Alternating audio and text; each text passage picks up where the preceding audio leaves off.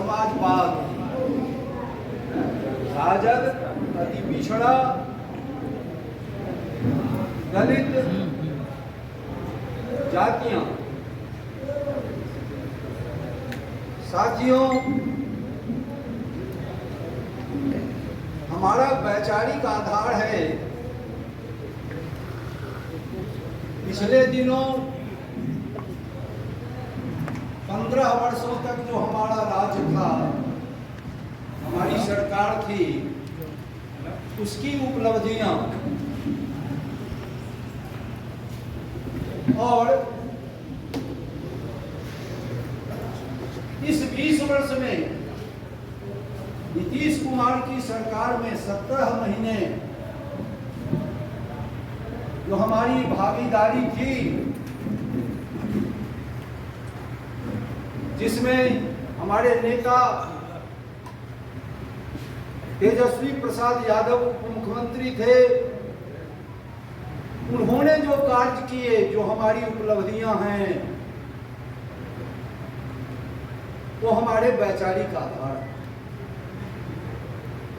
साथियों, मैं पिछली बातों को याद दिलाना चाहता हूं।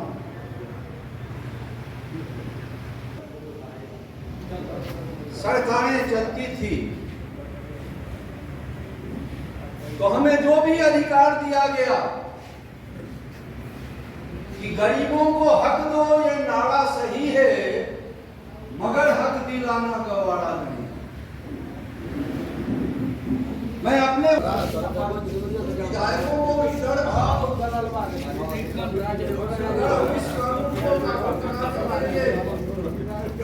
होंगे मुसलमानों का वोट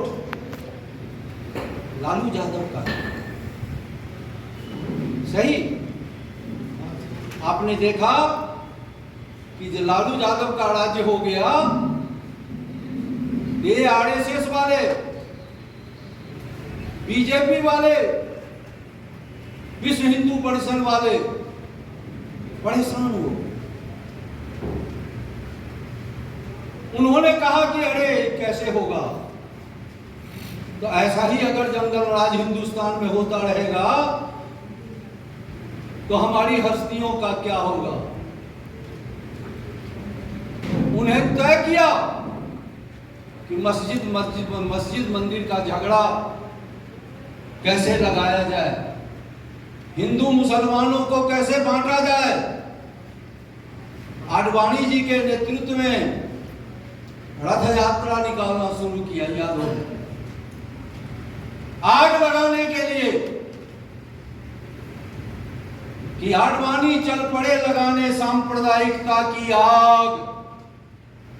आडवाणी चल पड़े लगाने सांप्रदायिकता की आग।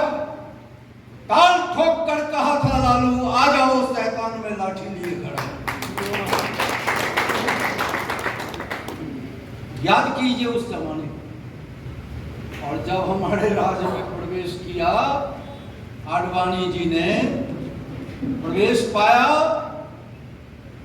लालू यादव ने तुरंत उनको गिरफ्तार किया और मसानजोड़ डैम में गेस्ट हाउस में बंद कर दिया। हमारे राज्य में यह जंगली लोगों का राज था, यहां सांप्रदायिक दंगा चलेगा। और उन्होंने, हम अल्पसंख्यक भाइयों से निवेदन करना चाहेंगे कि उन बातों को आप याद करें। आज भी अल्पसंख्यक भाइयों के साथ सीना तान कर खड़ा रहने वाला इंसान अगर कोई है तो लालू प्रसाद यादव, तेजस्वी प्रसाद यादव। अगर आप इस बात को भूलते हैं तो बहुत बड़ी गलती हो जाएगी। अभी आप जानते हैं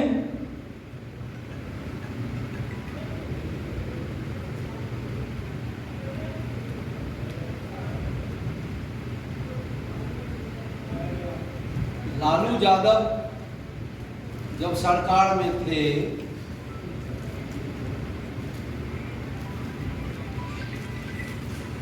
जहां तक उनकी ताकत थी, उन्होंने दलित महादलित मंत्रिमंडल में 26 लोगों को जगह दी थी। अति पिछड़ा के हमारे साथी 9 मंत्री थे, वैश्य समाज से 4 मंत्री थे, अकलियत समाज से 15 मंत्री थे,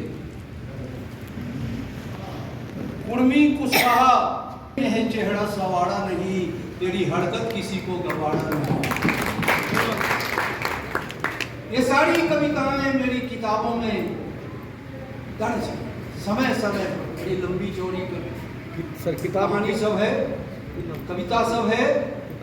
संक्षेप में मैं बताना चाहता हूँ बाद में पूछिए। भाइयों, आरएसएस, विश्व हिंदू परिषद और भाजपा की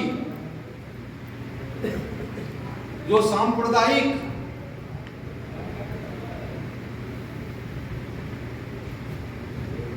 सौहार्द को बिगाड़ने का जिम्मा इन लोगों ने ले रखा है, तो आप जानते हैं, पिछली बातों को याद कीजिए। एक दिल्ली जो बाड़ी लगा दी अगन, राम का है घर जलता खुदा का वतन। एक दिल्ली जो बाड़ी लगा दी अगन, राम का घर है जलता खुदा का वतन। धू धू जलती मानवता है जलता गगन, ये हमारा वतन, ये हमारा वतन। कितना दर्द सहा होगा, ये बड़ी मार्मिक कविता हमारी है। जब बाबरी मस्जिद को ढा आग लगाने के लिए अभी भी उन्होंने प्रयास किया, जय श्री राम कहते। जय श्री राम तो हमारे भगवान हैं। ये भगवान के नाम को तुम बजाता क्यों है? क्या हिंदू भाई हमारी पार्टी में नहीं है? तो राम के नाम को भजाने वाले, भगवान की प्रतिष्ठा को घटाने वाले, जो उनके नाम पर सांप्रदायिक दंगा फैलाते हैं, भगवान हम सबके हैं। तुम्हारे पार्टी के मेंबर कब से हो? तो ये भगवान को गाली देना हुआ। हम क्या राम को नहीं मानते? जय श्री राम कहना शुरू किए, भाई सीता मैया कहां गई? सीताराम कहिए, हमारे तो सीताराम हैं, भगवान हैं। आपके कैसे हो गए जय श्री राम? सीता मैया को छोड़ के सीता मैया के मार्फत हम राम को। तो भाइयों,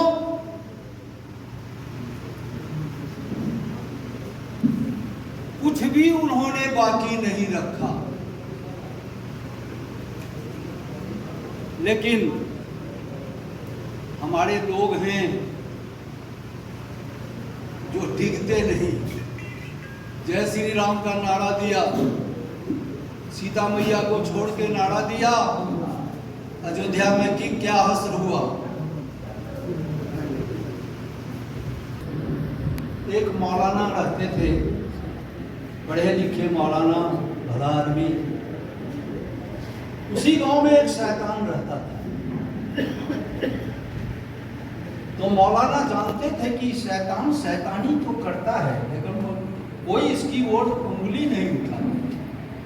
तो आखिर इस झगड़ा कैसे बजाता है और कैसे लोग नहीं समझता है कि शैतान है।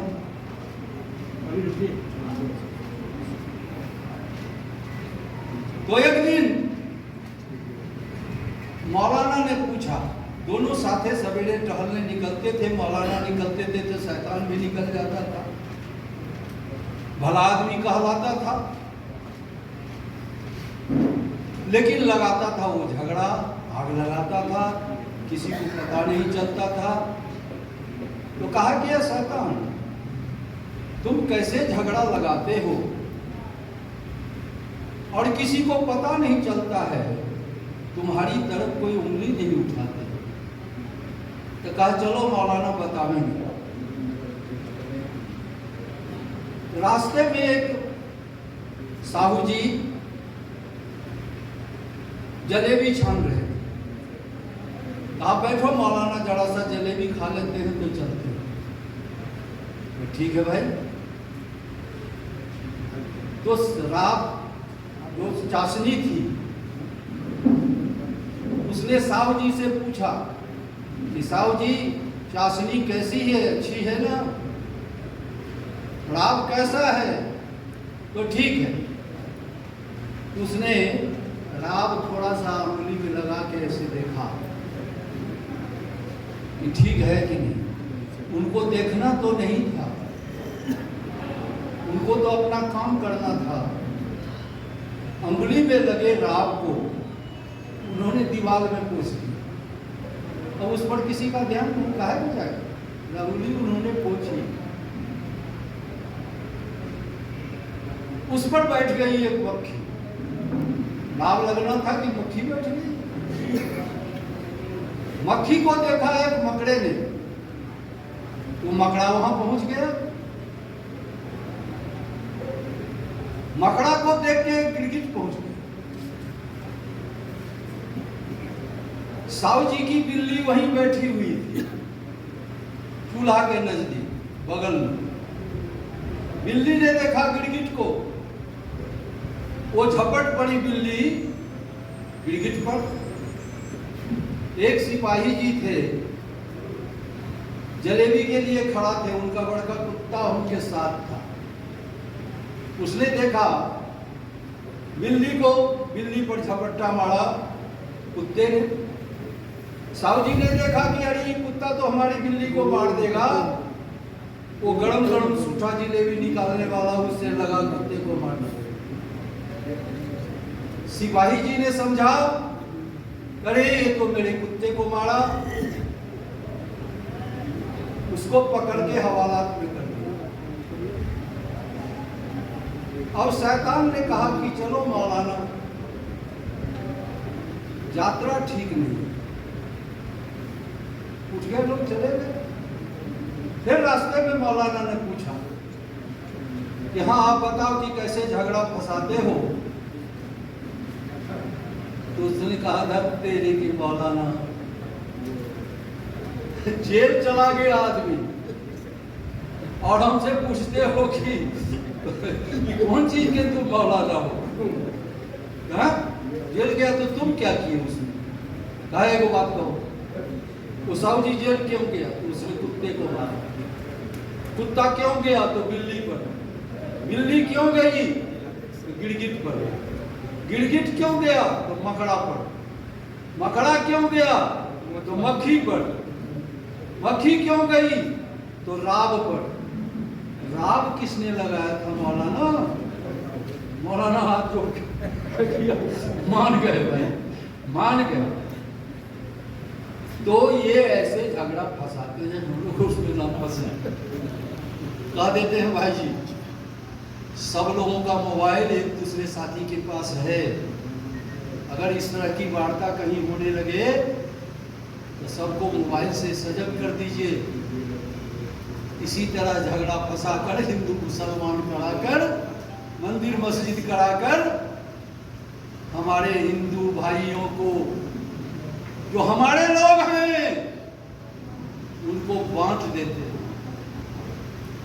क्योंकि हमारी समझदारी में, हमको समझदारी का अभाव है। तो समझदारी साथियों में डालिए, गरीबों के मोहल्ले में, टोले में जाइए और 2025 के चुनाव में तेजस्वी यादव की सरकार को बनाइए। इसी निवेदन के साथ कि ले शपथ हम आन की, ईमान की और मान की, शान की, सम्मान की और एकता पहचान की। जय हिंद, जय राजद, जय लालू।